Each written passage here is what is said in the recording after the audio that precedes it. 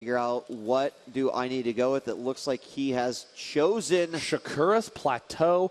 Great choice for him, as I do think that that's probably the safest against that exact kind of push. But I almost guarantee you, Marcus, NaNiwa will still try to go for that push again if he sees the opportunity. He's the sort of player who will advance forward, maybe try to do a little bit of damage, and then easily back off. Sure, sure. And, of course, here we see an update of the brackets. Remember, in the first semifinals, JYP versus Sase. Second semifinals will be, of course, the winner of this matchup going up against the winner of Parting versus Rhett. That will, of course, be next. And if you're wondering, well, which one are you going to show? Don't worry, because they will all be shown for the remainder of the day, with the finals match being a best of 5. So you're in for a treat today. Looks like the game has now started. We see ThorZaIN spamming the 4-5-6 in chat, keeping those fingers nice and heated, which of course can always happen when you're a little bit nervous. Those fingers get cold. Got to keep them nice and heated. And now the match has begun. No nearby positions on Shakura's Plateau, but ThorZaIN will be fairly close by air. In the south position, the man down 0-1, the focus player for the Red Bull LAN Orlando. It's mousesports ThorZaIN. And in the southeast position, as the blue Protoss, it is Quantic NaNiwa. And in the venue, Sean, any Full Sail students? Let's try that again. I saw that they raised their hands like students normally do, They raised Sean. their hands ready to be called on. Okay. I am. Are you a Full Sail student? There you go. And they raised their hands again. Wow, all right. That is a true sign of a student right there. It's like we cheer for StarCraft players, okay, we raise our hands because we're students. That was the funniest thing I think I've ever seen. Are we using 6-inch voices in the venue? What if the librarian tells us to shh?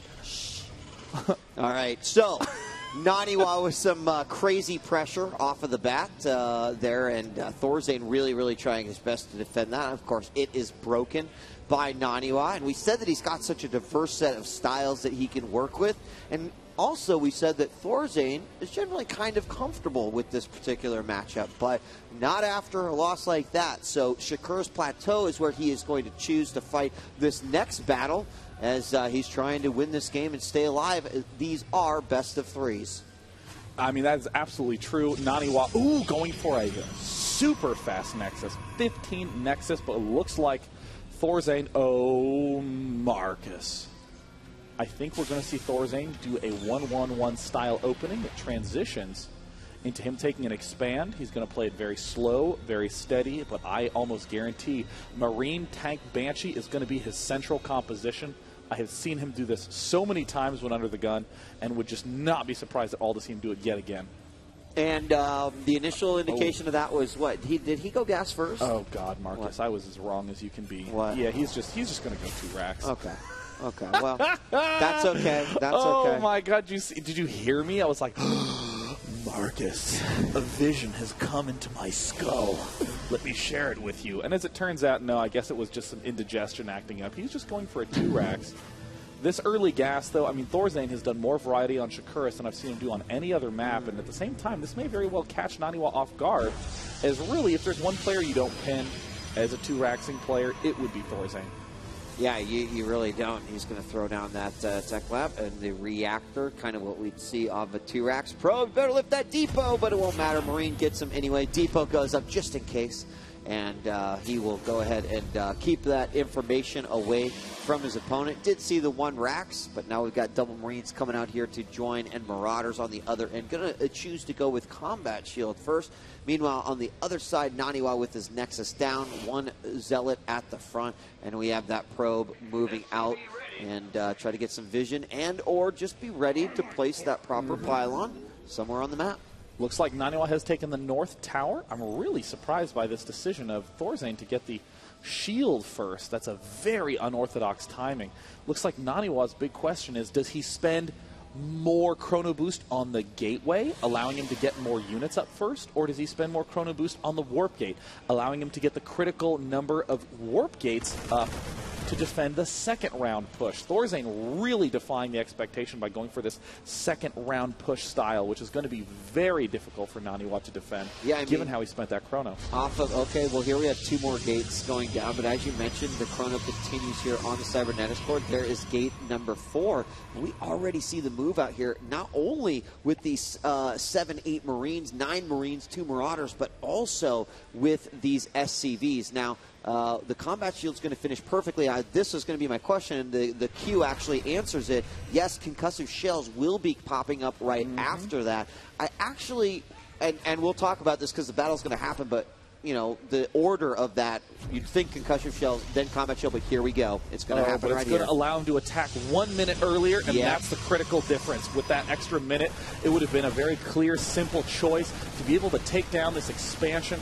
But man, ThorZaIN, with that timing, excellent. Going to easily pick off that Nexus, and woo! NaNiwa being a little bit overbold with those Stalkers. And here the warp gates are going to open up. So this will be a crucial moment in the defense of this. Nexus does fall. 400 minerals down the drain. Might as well just open up his wallet and burn those minerals. And here he is moving forward. He does have a force field, so ThorZaIN is being hesitant about getting his army cut in half. And you know what? He's completely content just having ruined the Nexus, was going to run away. But that was just a bait to try to get those units down the ramp. He catches one of those Stalkers as the concussive shells is finished, and he's looking to be in great shape. In the unit station, we do see, though, that ThorZaIN is a little behind on the mining count. These SCVs not been at home mining. Stim now coming up from ThorZaIN. ThorZaIN's in a little bit of an odd spot. Do we have a counterattack? I mean, look at this. NaNiwa's like, okay, you can attack my front, but you know what I'm going to do? I've got this probe out. I build a pylon. Now I'm going to be at your front door. Let's see how you like it. Now, ThorZaIN's going to have to make some difficult decisions here. Where does he move these units around? Looks like the front is just going to fall, and ThorZaIN's going to have to figure out where he wants to go. Is he actually going to go up the front of the ramp? It looks like NaNiwa with some very sharp decision-making here.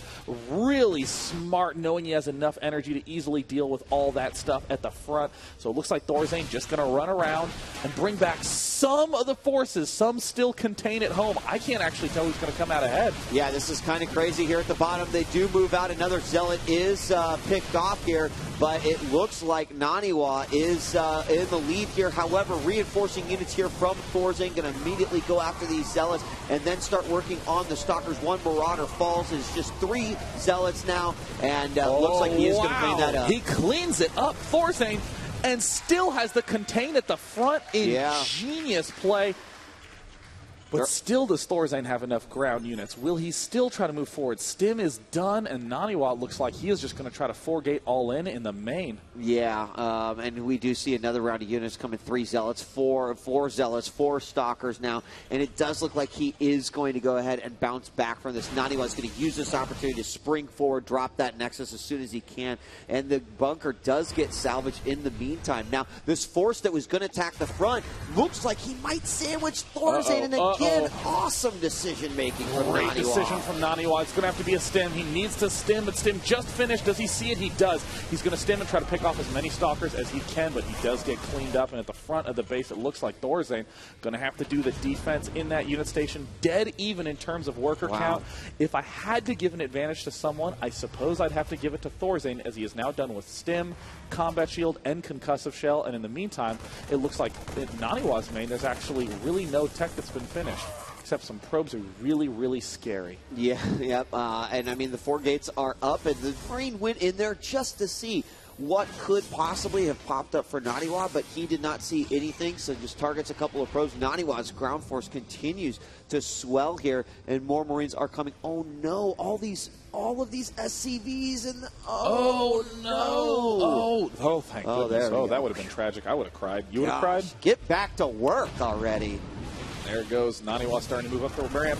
Is he going to go for the stim? He needs to stim quickly. He needs to stim the units in the bunkers. There's the stim. He's killing those units at an alarming rate. But it looks like, yes, indeed, NaNiwa gets deflected without very much trouble from ThorZaIN at all. Yeah, and only one of the bunkers does fall. SCVs get back to work after a period of not working, he'll start to get those back on. Now, meanwhile, NaNiwa's got his expansion up, so despite the fact that he looked so broken at the front, he handled it cool, calm, and collected, and he got rid of the bunker. He wasn't overcommitting to go down the ramp, and he was trying to bait his opponent up the ramp, so I felt like he really handled that quite nicely. Despite the fact that ThorZaIN had a very solid opening, I really feel like NaNiwa has balanced things back out. You always have to ask yourself, what is my edge? Even when I'm in an uncomfortable position, what is my edge? NaNiwa lost his expansion, so he had to ask himself, what is my edge? Well, if all these units are at the front, I have this edge, and that a counterattack is easily going to do a lot of damage and force ThorZaIN to split his units up in an uncomfortable way. That's a brilliant decision right there by NaNiwa. It's so easy to say, oh, I lost my expansion. Try to box all your probes, desperately throw units at it to stay alive, but you're basically trying to get an edge in the wrong place. Well, and to think that, like, during all of that, while you're under this intense amount of pressure, you happen to get that probe out at the right time. You think to yourself, okay, I'm going to put down this pylon. It may help me later on for these attacks. But then to have the foresight to say, I can warp in units here, maybe push up at the front, do some damage, and then say, well, now I can bring them back, sandwich this, and get rid of it. I just think that's some amazing play from NaNiwa. Oh, yeah, and the way NaNiwa did it, he had one stalker here at this watchtower, but he left a probe at the north one. And then when he saw the units, he pulled back with the stalker and pulled left to build a pylon with the probe. Very sharp, very fast. We now see 6 gateways. He is going for the big, mega badass 2-base play, getting the 1-1, inevitably 2-2 blink for drop defense, but ThorZaIN is not really a drop-heavy player. Instead, he's going to favor getting the ghosts up sooner, get EMPs up to maybe put a little pressure on, and NaNiwa won't really be able to move out until he has a substantial upgrade lead over ThorZaIN. Yeah, Blank and 1-1 is about ready to complete here for NaNiwa. Meanwhile, we have another engineering bay going down for ThorZaIN. He's now up to 4 medevacs. Army moving forward. Now, when they decide to push to the front, there's the scan, and that was actually something that he focused on as well in his challenge to kind of figure out about his scans and drops. He's going to stim just a small group forward, brings out 2 force fields, and that's exactly what he wanted to do. Those force fields did no damage to his own army and only exerted the energy of those sentries. In fact, another 2 are thrown down there just in case. The stalkers are in a great position to deny those medevacs. But again, you know, ThorZaIN, nothing lost, and NaNiwa defends perfectly. We see 2-1 upgrades from ThorZaIN. The ghosts are going to help him negate a little bit of that upgrade advantage, help him stay alive a little bit more easily. Robotics facility does allow him to start getting the Colossus, but again, it's another little bit of time that you have to wait, getting the range upgrade. Looks like the Viking is now scouting. A little bit of an unusual play there, but good nonetheless. Blink tries to take it out, but I mean, it's exactly what we were talking about when NaNiwa finally settled down and retook his expansion as ThorZaIN took his expansion. NaNiwa has no tech started yet, so it's still taking him time. We're almost at 20 minutes, and he doesn't even have his first Colossus out. Yeah, I mean, he's working on range right now. I mean, probably the biggest thing that he's got going for him is the fact that 2-2 will be finished fairly soon, where ThorZaIN's armor is still at 1, but his +2 is going to be finishing up as well. The ghosts, of course, will be pretty crucial in this particular battle. We do Observer was spotted and taken out in the middle of the map with a scan, and we can already see ThorZaIN starting to mass some Vikings here. And when mass, I say, you know, mean 2, of course. But just a single Colossus out. A bunch of Zealots here in this army as well. Ooh, nice pullback there from ThorZaIN. He's trying to get in this nice little tucked away choke where it's going to be very hard to engage. And as that medevac and Viking count continues to climb, this Colossus is going to be doing less and less and less. And it's an awkward spot. Do I throw down the force fields and catch some of his army? That is such an incredible play by both players, being able to blink forward and try to pick off the medevac, being able to pull back in time as well. But what did NaNiwa wait for? 2-2, Marcus. Yeah, that's exactly what he did, and he's going to have Colossus range finished at the exact same time. However, no additional Colossus out here, so 4 Vikings, though. So what's going to end up happening is the Colossus is probably going to go down very, very quickly, but then the Vikings are going to be relatively just, I'm not going to say useless, but maybe not as effective as I think. There we have Colossus number 2 on its way out, finally made its way over, and he's got to be careful here. The force fields can be really deadly in ThorZaIN's position.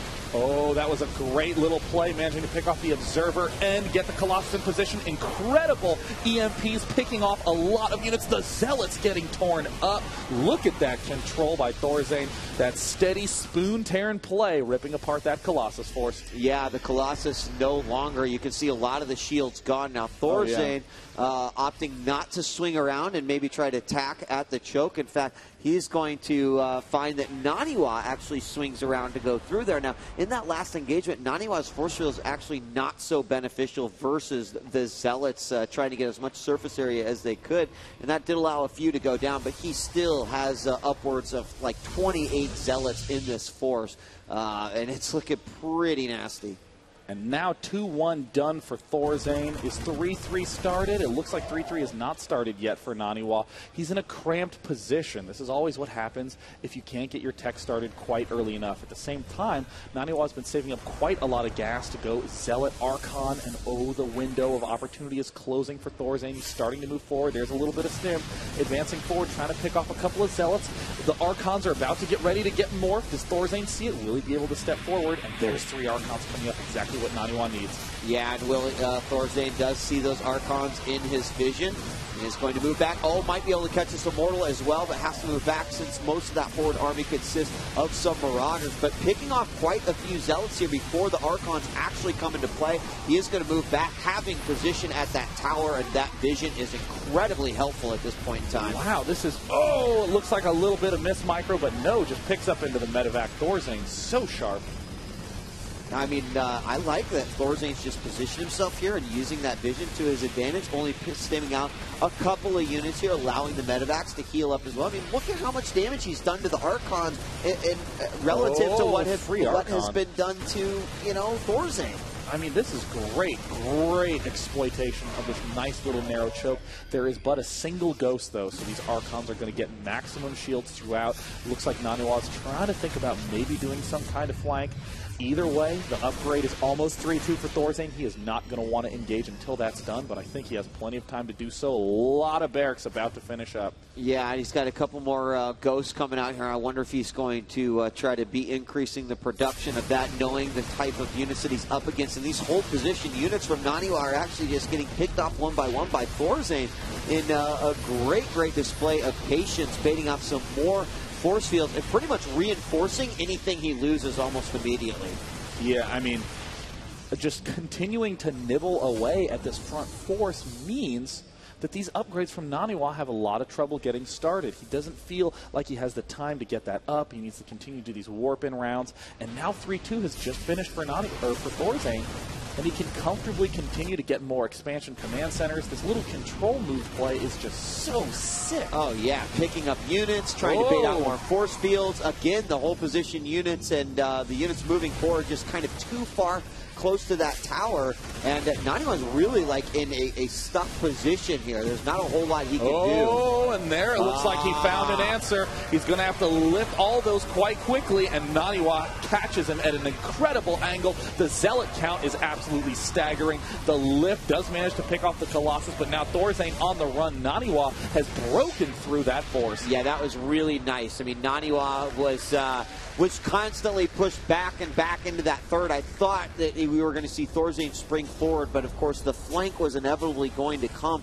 And it is too bad that he only had the one ghost there, because you can imagine if one or two more great EMPs would have hit that covered a large area, that could have completely changed the landscape of that battle. And more Templar coming out. They do not have Storm. They may very well just morph into Archons right away. Yep, there they go down. 4 Archons out, soon to be 7 Archons. ThorZaIN's going to have to get into a very quick regroup position if he wants to stay any hope of having this match in his hands. He does need to pick off that Colossus real quick here. He gets the scan down and sees that there really is not too much there. And this is actually a bait command center. He's trying to pull these units north and get another round of basic ground units out as a result. Yeah, and actually he does not have a whole lot. He does have quite a few ghosts in the mix here. He's got 4. But those are going to have to be incredibly good EMPs. I think we also, maybe you missed it or saw it, I completely missed it, but I think there was a drop attempt by ThorZaIN. So two very, very hurt medevacs. And look at this, NaNiwa just brute forcing into the natural. Now he's going to get sandwiched. How will ThorZaIN fare? Some great EMPs go down. The Archons get obliterated almost immediately. The Vikings, do they stay on the ground? Should they lift up? NaNiwa putting ThorZaIN to a real positional test. They lift. They will manage to pick off that Colossus. But who is coming out ahead in this exchange? They're fairly even in terms of food count, but we do see the workers greatly favor NaNiwa, who's continuing to reinforce with just pure Zealot Archon. And the Mule did repair that one command center that was floating up to the third. SCVs actually migrating over to that third. They do get hit. A couple of them get picked off. And now ThorZaIN, what is his plan from this point? Still has these two hurt medevacs here just above his third. That's where I think that drop came from. And again, NaNiwa just continuing to apply that pressure. Without any force fields, ThorZaIN can be a little bit more aggressive with his stimming. He still has a good medevac count to be able to reinforce in that way. But it's going to all come down to the EMPs. Can he get those good EMPs off? He's got to be careful. The Marines are really going to be the damage-dealing units despite having virtually no health at all. And now NaNiwa's decided it's time to hit the planetary. Oh, man, it's just such good timing. Again, they're going to go for the repair almost immediately, but it won't matter. Down. So much DPS there in that little unit. Are we going to have some more EMPs go down as he's just waiting for the right opportunity? There's a nice EMP on all of the Zealots trying to melt those. He has the Vikings focusing down on the Colossus, but he's got to be very, very careful. And from behind, another Zealot warp-in sandwiches ThorZaIN's army, and it looks like the GG NaNiwa. So good. Such incredibly crisp, smooth play coming out of NaNiwa in that game. I mean, when ThorZaIN was in that nice little micro position, it looked like he was in an almost unbreakable channel there, but we saw NaNiwa sweep around to the back and easily take out that army with a great set of defense and a great set of focus. Very difficult to do that properly. Yeah, I mean, just again, like the percentage of players that would actually be able to deal with that force at their front and like come up with something that would allow them to gain an advantage back. Yeah. It's so incredibly low, and the fact that we saw NaNiwa just handle it in the way that he did, I think probably not only surprised ThorZaIN a little bit, but certainly surprised me. I mean, and it shouldn't, because he is that good of a player. You know, I mean, let's give him credit where credit is due. It was very, very solid way to not only handle that early aggression from ThorZaIN, but then the follow-up to it. Yeah, I especially loved the fact that he transitioned to pure Zealot Archon Immortal after he lost that huge set of pushing units. I mean, the Blink Stalkers are critical to be able to defend against a variety of drop play, harassment, even if for some reason a weird Hellion play came in, he can still defend against that. But once ThorZaIN was putting all that pressure at the front, making the right choice in terms of his economy, waiting a long time to go back to that Colossus production was so brilliant, because it allowed him just enough units to stay alive. And now we see that in the bottom bracket, another Protoss moves forward. JYP Sase in the top, NaNiwa in the bottom. And the question is, can Rhett take down Parting? Oh my gosh, are we just going to have a PvP? Yeah. It might happen. It's going to be up to Rhett to try to keep the Zerg hope alive, as we've just got Protoss left. The Terrans are now all gone. So with that in mind, we are going to get set up with Parting versus Rhett. So don't go anywhere. Can Rhett manage to take down Parting? We saw them go 1-1 in practice. Will he be able to take it to 2-1? I'm Day 9. And I'm DJ Wheat. More Red Bull Land Orlando coming at you after the break.